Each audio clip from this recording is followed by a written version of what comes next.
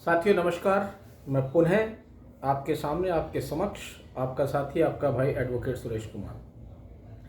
वैसे तो social media के माध्यम से संभवतः आपको यह जानकारी मिल ही गई होगी कि सुल्तानपुर माजरा विधानसभा आरक्षित सीट से विधायक रहे तथा पूर्व दिल्ली सरकार में मंत्री संदीप कुमार सासर जी के जीवन में 11 सितंबर 2024 की सुबह एक कभी ना भूलने वाली खुशियों की सौगात लाने वाली सुबह रही, जब उन्हें माननीय रॉज एवेन्यू न्यायालय द्वारा उनके ऊपर सभी चार्जेस से बरी कर दिया गया।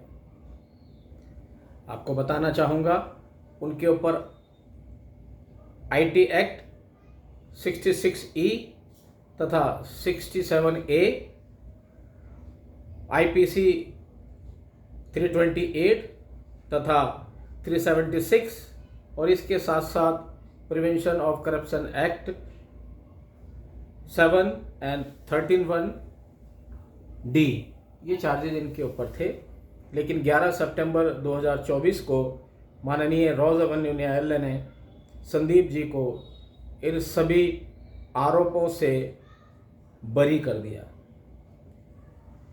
लेकिन बड़े दुर्भाग्य की बात है कि जब इनके ऊपर ये आरोप लगे थे तो सभी न्यूज़ चैनलों ने इस खबर को चटखारे लेकर प्रमुखता से दिखाया था।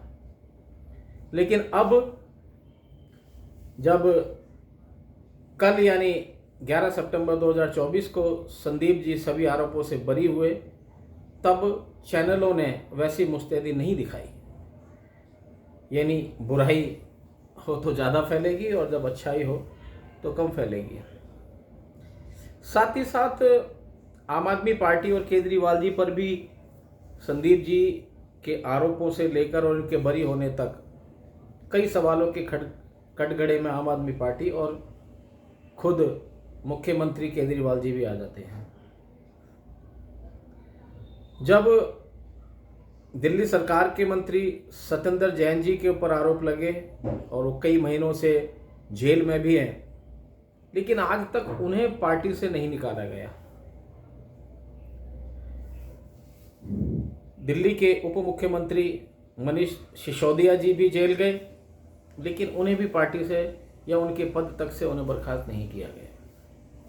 संजय सिंह जी भी जेल गए, लेकिन उन्हें भी पार्टी से नहीं निकाला गया। और अब खुद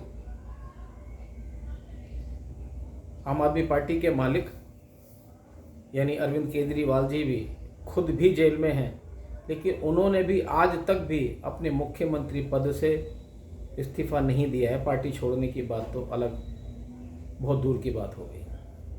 तो फिर ऐसा क्यों है कि सिर्फ ये तलवार सिर्फ संदीप जी के ऊपर लटकी?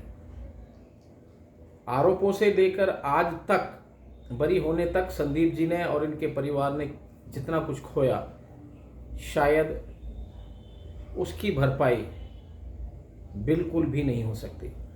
इसी दौरान में संदीप जी ने उन्हें जन्म देने वालों को खोया, और एक माता या पिता के लिए कितनी पीड़ा होती होगी जब वो ये देखते हैं कि हमारे बच्चे भी आरोपों में घिरे हुए हैं, और वो भी ऐसे संगीन आरोप कि जिसका निर्णय हो सकता है कि हमारे बच्चों के पक्ष में आए या हो सकता है इनके विरोध में आए। तो कैसी टीस, कैसा एक दर्द लेकर उनके जन्म देने वाले इस दुनिया से विदा हुए होंगे, और क्या बीतती होगी संदीप जी के ऊपर, क्या बीतती होगी उनकी धर्मपत्नी, उनके भाई और उनके चाहने वालों के ऊपर। क्या वो खुशियाँ वापस मिल सकती हैं? शायद नहीं, कभी नहीं मिल सकती। मैं ये नहीं कहता कि आरोप छोटे थे, मैं ये भी नहीं कहता कि आम आदमी पार्टी को उस समय क्या डिसीजन लेना चाहिए था या क्या नहीं लेना चाहिए था, क्योंकि पार्टी के अपने अंदरूनी कार्यशैली है, उनकी अपनी नीतियां हैं जिन पर वो चलते हैं। लेकिन एक तरफ सत्येंद्र जैन जी जेल में हैं, संजय सिंह जी भी जेल में गए, मनीष सिसोदिया जी भी जेल में गए, खुद केजरीवाल जी भी अभी भी जेल में हैं। यार तुम लोग तो इस्तीफे नहीं देते, तुम लोग तो पार्टियां नहीं छोड़ते, तुम्हें तो पार्टियों से नहीं निकाला जाता, फिर संदीप जी के साथ क्यों? और अब जबकि संदीप कुमार जी उन सभी आरोपों से मुक्त हो गए हैं, तो अब क्या आम आदमी पार्टी उन्हें वो पद, उन्हें वो मान, उन्हें वो प्रतिष्ठा, उन्हें वो स्थान दे पाएगी? या देना चाहिए या नहीं देना चाहिए? मेरा अपना व्यक्तिगत है, संदीप जी मैं नहीं जानता किस पार्टी में जाना चाहेंगे या नहीं जाना चाहेंगे, ये उनका अपना व्यक्तिगत निर्णय है। लेकिन आम आदमी पार्टी को शायद सार्वजनिक तौर पर आकर संदीप जी से माफ़ी भी मांगनी चाहिए कि हम गलत थे। क्योंकि कोई भी संगठन, कोई भी पार्टी या परिवार शायद इन सब के लिए भी होता है कि जब किसी व्यक्ति के ऊपर कोई विपत्ति पड़ती है, कोई आपत्ति पड़ती है, उस दौरान एक मजबूत चट्टान की तरह वो लोग उनके साथ खड़े रहें। लेकिन संदीप जी के साथ ऐसा नहीं हुआ। संदीप जी का आम आदमी पार्टी और आम आदमी पार्टी के मालिकों ने बिल्कुल कोई साथ नहीं दिया। कम से कम अब तो शर्म कीजिए। अब तो संदीप कुमार जी बरी हो चुके हैं, एक्विटेड हो चुके हैं। अब तो उनके ऊपर वो चार्जेस नहीं हैं।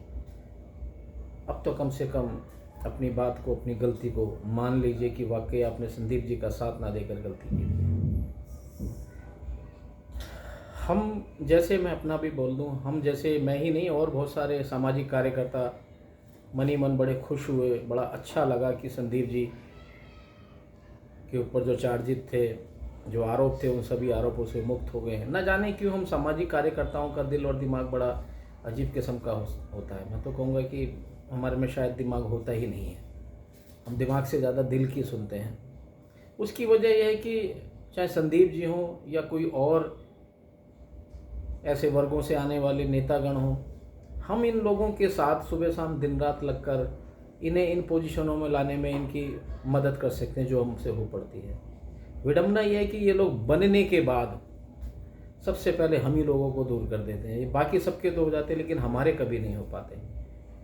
इस लिस्ट में, फेहरिस्त में अनेकों नाम हैं, मैं सभी के नाम लूँगा तो शायद अच्छा नहीं होगा, लेकिन आप खुद भी अपने आप में चिंतन कीजिए कि मेरी बात सही है या गलत है। लेकिन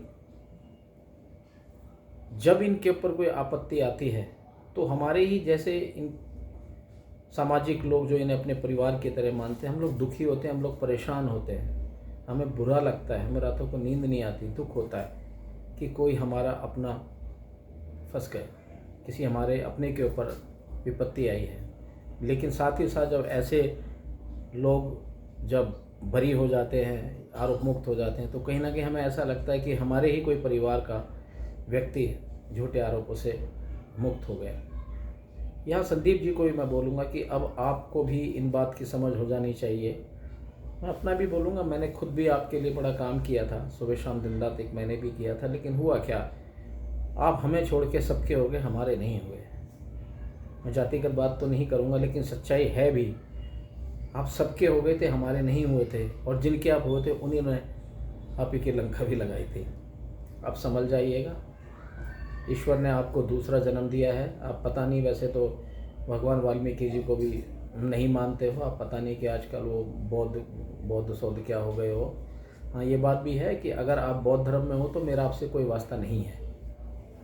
अगर आप वाल्मीकि हो, अगर आप हिंदू हो तो मेरा आपसे वास्ता, अदरवाइज मेरा आपसे कोई लेना देना नहीं है।